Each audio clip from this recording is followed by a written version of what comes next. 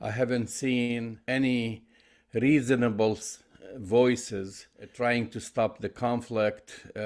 Unfortunately, the United States and this administration, they have given the green light to Israel to keep bombing Gaza. There are some calls for negotiations and so forth, but I've spent the past basically 18 hours glued to the web and monitoring the media in the Middle East, and the onslaught is ongoing. Entire neighborhoods have been leveled off, and over 300 children have been killed in Gaza. Doctors have been targeted. Six reporters, journalists have been killed. So this conflict could drag other players. The United States has moved its aircraft carrier to the Mediterranean off the coast of Gaza, which is unprecedented. This has never, I think, happened before. They've moved there before near Lebanon during the Lebanese war crisis. And because I think they are worried maybe that there'll be other fronts, like a front from Hezbollah. That's one example. And so this can expand regionally. It can involve the Iranians. It can involve Yemen targeting U.S. bases in the Gulf because the Houthis threatened to do so. And also, we have an ongoing war between Russia and the Ukraine. So it has a potential, a very devastating outcome.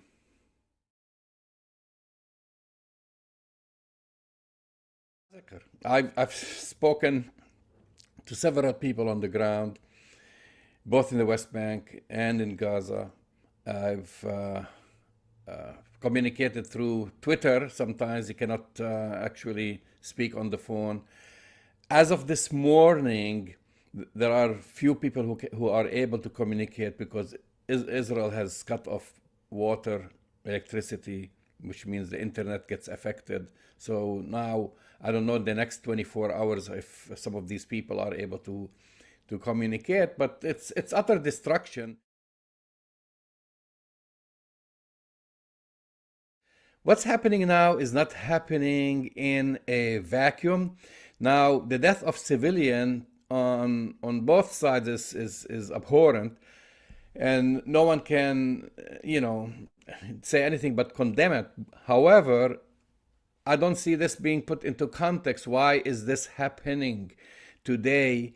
And why it keeps repeating itself. So when you say, we want revenge, well, then we're going to go on for the next 100 years, because for the past 75 years, Palestinians have not seen any advancement in negotiations, or they have not realized any of their aspirations or hopes.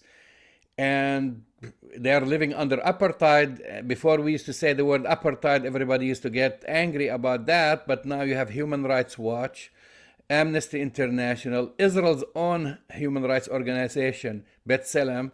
They're all certifying Israel as an apartheid state. So if you have people living under apartheid, what do you expect them to do?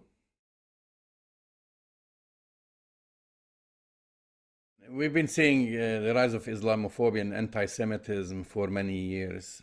This is not something new. Of course, we live in the Bay Area, and so you don't have the cases that you'll see in other parts of the country. And of course, white supremacy. I mean, we've witnessed that during the Trump administration, and white supremacists chanting in the streets, Jews don't replace us, and so forth. And they are, white supremacists are opportunists. And that's my fear from white supremacists is that they'll take advantage of any international event, be it in the Ukraine or now and between the Russians and Ukrainians, or between Palestinians and Israelis, to take advantage of this and foment their hatred and anti-Semitism and Islamophobia. I mean, we're going to see some incidents now, during demonstrations. People are heated up, and one side supports Israel, the other side supports Palestine. But if you look at statistically across the board, most of the hate crimes, anti-Semitism, attacks on mosques, attacks on synagogues, they're perpetrated by white supremacists.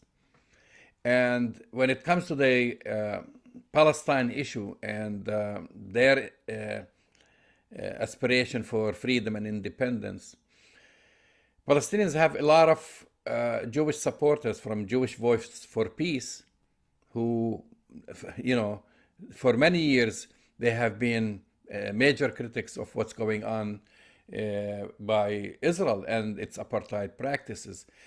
You have to distinguish, this is not a religious conflict. It is not an ethnic conflict as it has been described by the media and others who like to see it this way. This is a territorial conflict. It's a colonial conflict. If you have one ethnic groups, whether the Israelis are Jewish or they came from Afghanistan or China or wherever, Palestinians are going to see them as invaders. When you are driven out of your home in 1948, and just come and got kicked out and live in refugee camps, you're going to see Israelis as invaders. This has nothing to do with religion. There are extremist few, and I've named some of those, who try to take advantage of religion and say this is about religion. It's not. And historically, Jews, Muslims, and Christians coexisted in the Holy Land for many years.